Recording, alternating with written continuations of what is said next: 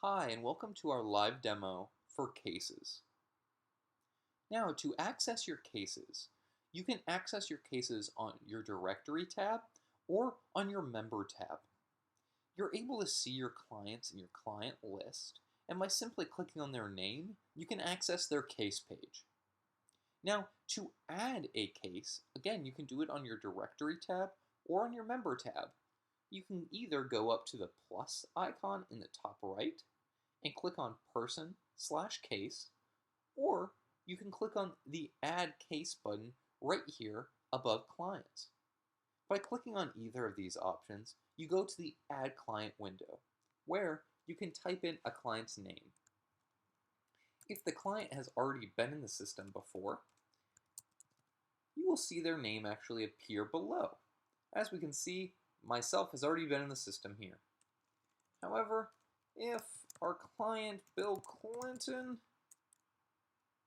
search some system, no Bill Clinton is in the system. So we can click Add, and now we have our case information to fill out, where we're going to choose the correct group that we want. You're able to choose from the groups that you're shared with to select the correct group that you want this client to be a part of. Next, you have the option of applying a track. We'll go over what applying a track is later in this demonstration. However, you can apply a track at the start of a case if you would like, to get your assessments created ahead of time. Lastly, you have the ability to start a case suspended. This box will always be checkmarked for you, which means if we click Add New Case now, our case will be started as suspended. Now, if I uncheck this box, it will start my case as open or active. We'll go over what active, suspended, and closed means a little bit later in our demonstration as well. If we've filled out all our information and we want to start our case as active, we can simply click Add New Case, and we will create our new client. And now we are in Bill's case page. Right away, we're able to see some very important pieces of information. We're able to see to the left of our client's name our case status. We can see that for this case, since we unchecked that Start Suspended box, that our case is open. We can see our client's name and also the date that our case was created. In our box of information here, we're able to see our ID number, which is set from automatically from CARE4. However, I will show you how to change this number to your own ID number if you would like. We're able to see the number of documents and the number of appointments we have in this case. We're able to see the group that this case is a part of. Again, we're able to see when this case was created and how many days this case has been active. If there's a case status, we can see the case status here as well. If we want to apply a track, the Applied Track section is actually where we will do that. Again, we will go over this a little bit later. We have our track info and also our case owner, which will show you who the case owner of this case is. This is very helpful if a case is shared with yourself. Underneath our case info here, we have our case notes, which could be our notes from our appointments, or if we just want to add a note about this case, we can do so right here at the Add Note section. Underneath our case notes, we have our documents and sessions, which is going to list out all our documents and sessions we've created. We'll go over this in more detail in our next presentation. To the right of your case page, you have your activity bar, which is going to give you some outcome data. It's going to tell you the outcome of all your closed cases. I can see that I have quite a few test dummy cases, or training cases. I have about 1 successful and 1 dropout as well. I can click this little arrow to be able to see other activities. I can see how all my sessions have been doing and what type of sessions they have been. I can see how many incidences I have with my client here. and again I can see my outcomes. Underneath my activity bar, I also have my relationships, where I can add relationships that are important to this client. We'll go over this a little bit later as well. And lastly, we have our quick reports, which again give us access to some of our quick reports that we want for ourselves and also for our individual client here. We'll be going over each of these sections in more detail throughout this demonstration. To start though, we'll be going over how we're able to see and edit our client's information and how we're able to edit our overarching case information as well. To edit both our client and our case information, we're going to go to our edit information or edit info box to the right of our client's name. By clicking on this, we have a few options. Our first option is our case info. We will be going over this option last as it is the biggest and it is the most important of these options. Our next option is our patient info. By clicking on this, it will give us the ability to change our client's name. We can change their first name, their last name. If we want to put in a middle name or a middle initial, we can do so. If we want to change their gender, we can do so here. And we can even type in or change their birthday. Now, your client's age will always be set and you won't be able to actually change that or type it in. However, after hitting save, our age will actually automatically calculate for us. We also have the ability here to put in a person or a client number for us. So if you want to change the ID number, which is visible right there in our main box of information, to something more suitable for your organization, you can do so. I'm going to change mine just to good old 007. Now, lastly, in our personal info box, we also have the ability to change or give our client a distinct color. This color becomes useful on our schedule tab. It allows us to see all of Bill Clinton or this client's all of this client's appointments in a particular color. So it's really easy for us to see which appointments are for Bill and which appointments are for our other clients. So let's give Bill, he's going to be our green client. By hitting save, we'll save that color as well. Across the top, we have our role tab, which allows us to choose the role of our client, whether they're a family member of the primary client or the main IP, some general demographic information, and some background information. However, keep in mind that this information is actually asked in your intake documents and will automatically be filled in after your client completes those documents. So don't worry about completing these, especially at the start of treatment. By hitting save, we'll save all our information, and we can take a look at our clinical info.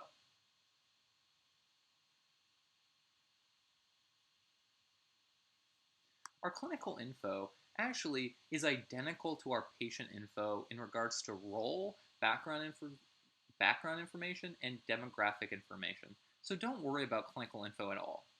Your contact information is actually really important, and it allows you to add a contact for your client.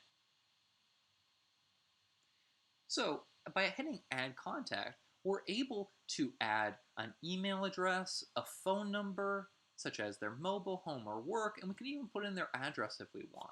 This becomes really helpful because you can get in contact with your client, but you can also send them notifications using their email or phone number. Or if you ever need to quickly check what their address is, if you're meeting them at their home, you can do so quickly within Care4. This information isn't required, yet is really helpful for you. Our last section, and our most important section, is our case information. Our case information is so important because it does two important things. It allows us to edit the case itself, so change the case status, change the case start date, but it also does another important feature. It allows us to see the most important and crucial information from our assessments and links all of that information directly to our case information for us to see in one spot. Our tabs across the top in case information are your primary way of navigating throughout the case info. Let's start with our basic information. Our basic information section allows us to edit the case itself. We have our case status, which allows us to see and also choose the case status for our case. We're able, if we go down to our case start, to choose the date that our case started. We can simply just delete and type in a new date if we would like. Or we can use the calendar icon and choose a date on the calendar. So if we wanted to actually have it be, we actually want it to be this year on June, we can change it to this year in June. And we can see that our active days and our total days automatically get updated when we made that change. We can also see how many days our case has been suspended here in this section as well. In our association section, we can apply a track here if we would like. Again, we will be going over what a track is and how to apply a track later in this demonstration. You have your group association and can even change your group association here by clicking the little X and by using the drop-down to choose the appropriate group. Now, you will only be able to change the group association to a group that you are a part of. So, if you're only shared with one group, you will only see that one group when you go to this menu and try and choose a new group. You cannot choose groups that you are not a part of. I am shared with many groups, so I can have a few options to move my client into. But you know what? I'm going to keep mine in my training group. It'll ask me if I want to keep it, and you go, no, I'm going to keep it here. We have our payer association as well. However, this is primarily used in other Care for instances and is not used in functional family therapy. Now, to change the actual status of your case, you can simply just click on this new status you want. So if we want to make our case suspended as of today, we can simply click suspend. It will ask, are you sure you want to start this case suspended as of today? I'm going to go, yes, I want to start suspended today. I can put a note here.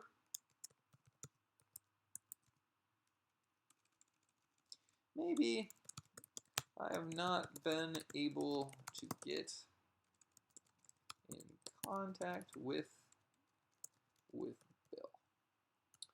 I can put in a little reason why I'm suspending it. Maybe I haven't been able to get in contact with him for a prolonged period of time.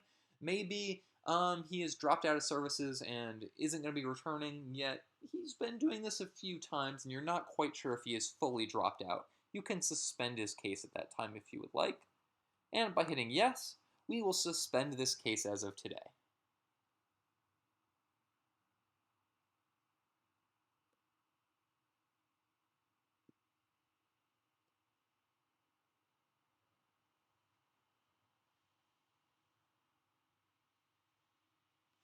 And as you can see, our case status has changed from open to suspended.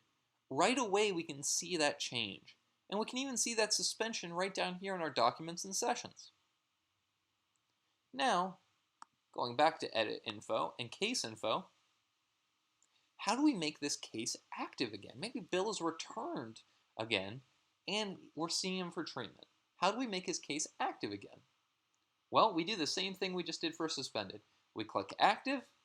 We say, do you want to give a reason?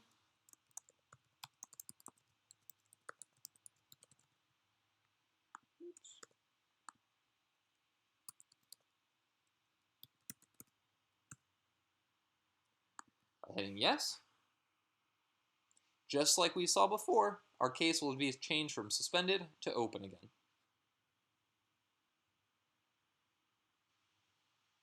And it's open again.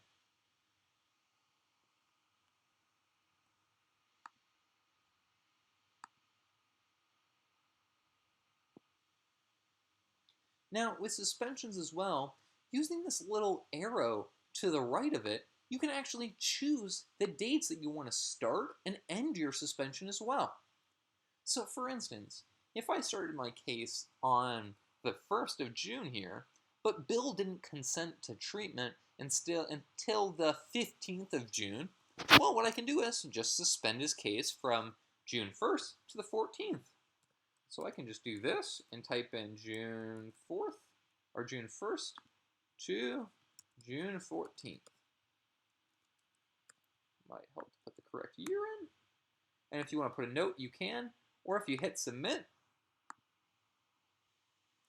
we'll see that our case still stays open, yet we'll see that our case days have actually shrunk a little bit. Instead of being in the 30s, it should be only about 15 or maybe 20. And look at that, our case days have gone down.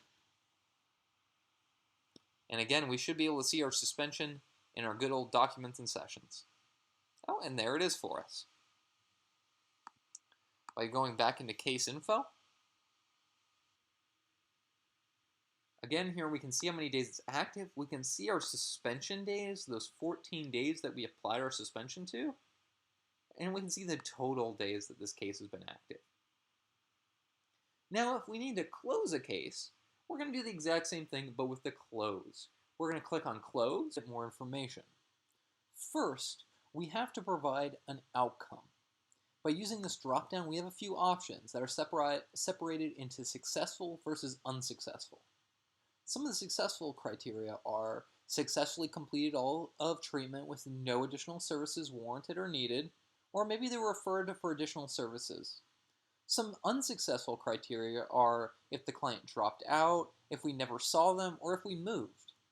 You can choose one of these options. For this example, we'll use successfully completed.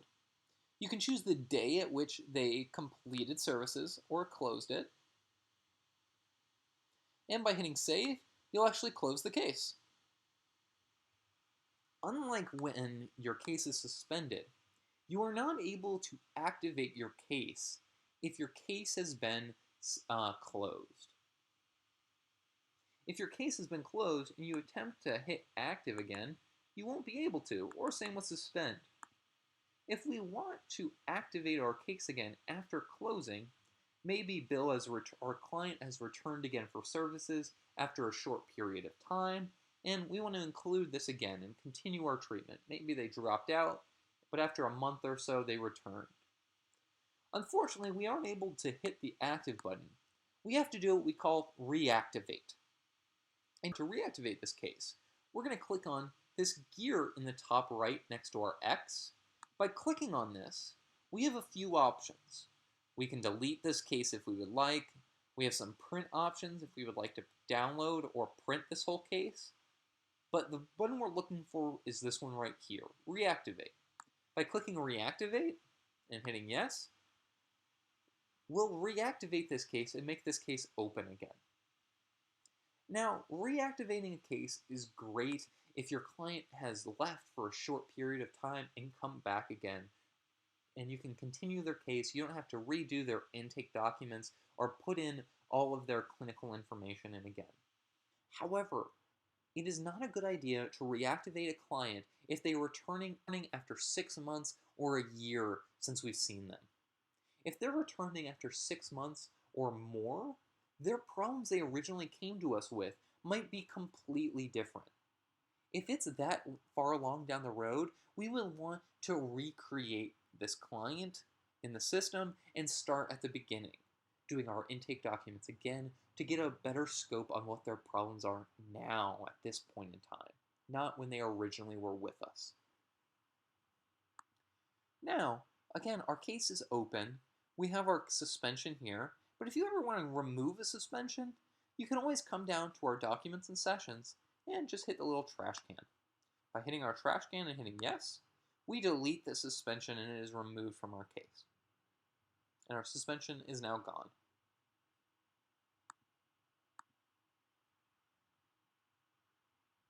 So we've already gone through the basic info tab. Our next tab is our documents and sessions, which on the right hand side allows us to see all of the documents that are in sessions that are inside of our case. Now, when you create documents and sessions or appointments, they will automatically be placed inside of your client's case. However, if you ever create an additional appointment or session that you want to keep and not delete, but you don't need in their case, you can simply click and drag it across and let go inside the not in case section. If there's ever a document that you've moved into the not in case section and you actually want to move it back into the in case, again, you can simply click, drag it across to in case, and let it go in that section, and it will then be included inside the case. Again, don't worry about this section too much, as again, all of your documents and sessions will automatically be included inside of your client's case. The next tab is the Sharing tab. The Sharing tab, just like the Documents and Sessions, on the right-hand side allows you to see all of the clinicians that are shared with the case, and on the left-hand side to see all available clinicians. So if I ever want to share my client Bill Clinton with another clinician, I can simply find them on this list. Maybe I want to share this case with Amber. I can simply click on Amber's name and drag her to share with, and by letting her go, Amber is now shared with Bill.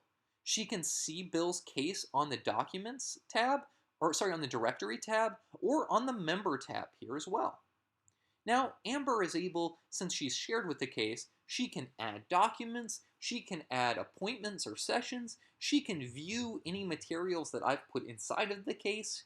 The only thing that Amber isn't allowed to do, since she is shared with the case, is she is not able to edit the case status, so she's not able to close a case. She's also not able to change the case start date. So when you're shared with a case, you're able to add documents and sessions. However, you're not able to edit any of the overarching case information. Now, if I want to unshare a client or a clinician with a client, I can simply click and drag them across again, and now Amber is no longer shared with this client. Sharing a client is a great way if you're going on leave for a period of time so that another clinician can cover your client for you. They can access all your information. However, when you return, you can simply unshare them, and that's all the work you need to do, and they know that they no longer have to see your client as well. This next tab is the Transfer Case tab. This allows you to transfer a case to another clinician in your group. So by using this tab drop-down, you can see all the other clinicians that are in your group. So if I wanted to transfer this case to Aubrey, I can simply click on her name. If I leave these options blank, I'm going to transfer the person or the client. I'm going to transfer the documents and our appointments, and I'm going to transfer the documents. By clicking on Transfer Case, I will transfer this case to another clinician in my group. That way, Aubrey can again access all of my information, but now she is able to change the start date, she can change the status, she can do everything that I'm able to do as the owner. Transferring a case is done when another clinician is taking over for one of your clients. Now, if you need to transfer a case to somebody outside of your group, you can first change the group distinction or association here on the Basic Info tab, and then transfer the case to the appropriate clinician.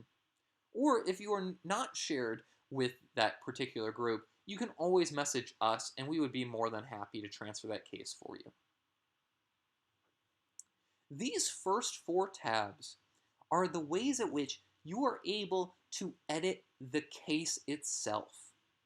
However, if you ever want to read information from documents or appointments in your case and see the most important information, that is where these additional tabs are going to come into play. These additional tabs are where information from your documents and your appointments will automatically be linked in. So if we click on current treatment information, we would be able to see the current phase that we filled out in a form. We would be able to look down and see the current family rational themes that we put in our session planning guide. Or we could see the reframing ideas that we did in our progress notes. We can see our most recent information. Because after you complete a document or an appointment, that important information automatically links in right away here. So when you complete an a assessment or a document, you'll automatically be able to come in and read what you wrote for those important sections here. We include quite a few tabs across the top with important information. We have your current treatment information, we have your behavioral, mental health, and substance abuse information, which again includes mostly intake information for you to read about how your client was doing with past substance abuse, mental, and behavioral health. We have case management, which includes more case management needs and goals. We have contact information, educational and legal, family information, medical information, and risk monitoring. Our last option here is the case outcomes, where this is another important section for when you're closing your case.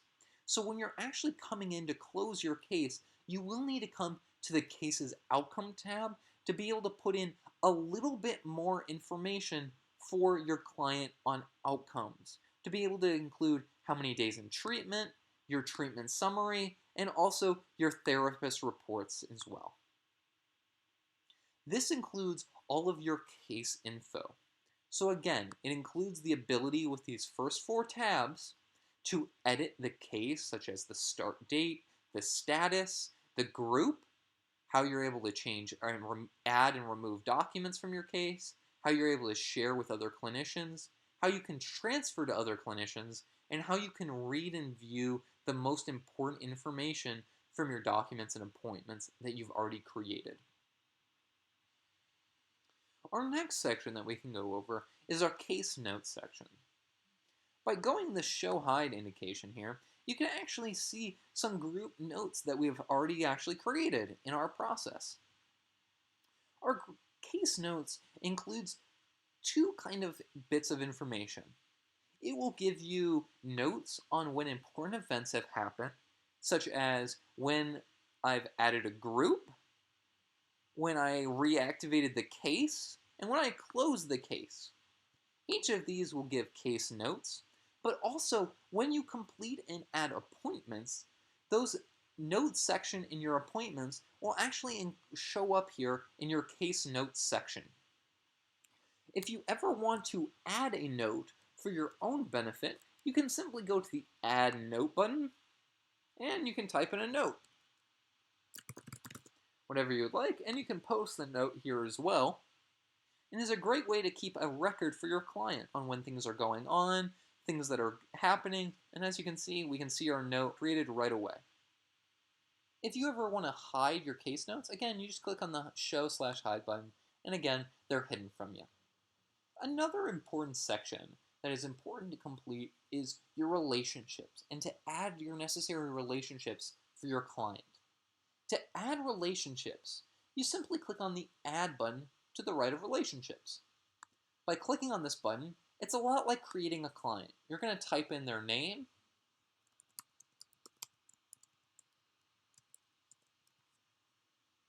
and if nothing comes up, then this relationship has not been created before. You can simply click down, and then you're going to choose the select relationship between the contact and client. You're going to basically choose who this relationship is. Maybe it's a youth to the primary client, maybe it's a caregiver, or maybe it's just another sibling. For this example, we're going to say that this is a caregiver. And by hitting Add, we're going to create this relationship. Oh, it's going to ask us, do we want to? We're going to hit Yep. And as we see, we're going to see this relationship appear underneath our relationships section. And right there, we're able to see our relationship that we just added. Now, the last thing that we're going to show you for this demonstration is how to add a session or how to add an appointment. To add a session, you can do so in quite a few spots. We've already shown you how to add a session from the scheduler page. However, you can also add a session or an appointment from the member page or when you're on your client's page as well. On your client's page, you can go up to the plus icon and click on Appointments, or if you scroll down to the Documents and Sessions section and click on Add New, you can choose Add Document. By clicking on either of these options, you will come to the appointment creation window,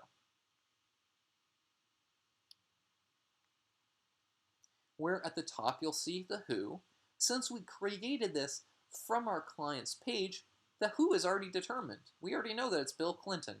However, if you create this from your schedule page or your member tab, you will have to choose your client first.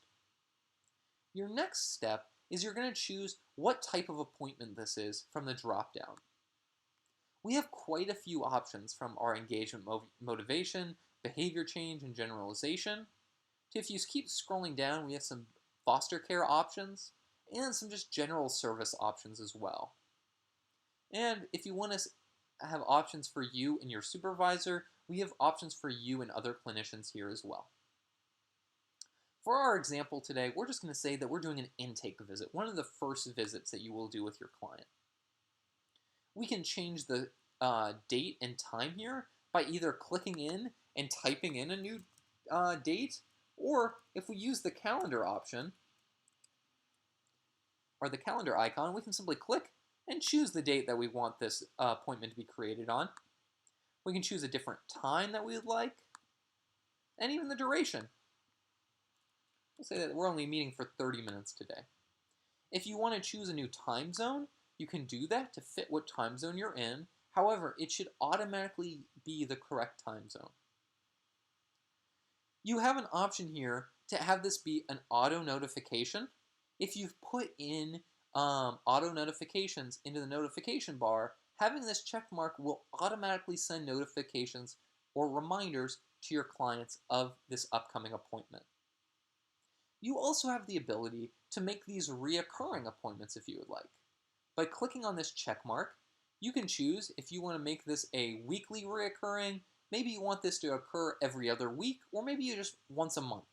You can choose the reoccurring event that you would like, and you can choose how long you want this duration to last. For this, we're only going to say that we want this to last until the end of the month. Lastly, we can choose who is attending this relationship or attending this appointment. We can say that it's all the relationships we've added, and as you can see the relationship that we just added here is actually included in this appointment. By hitting save, it will create our appointment,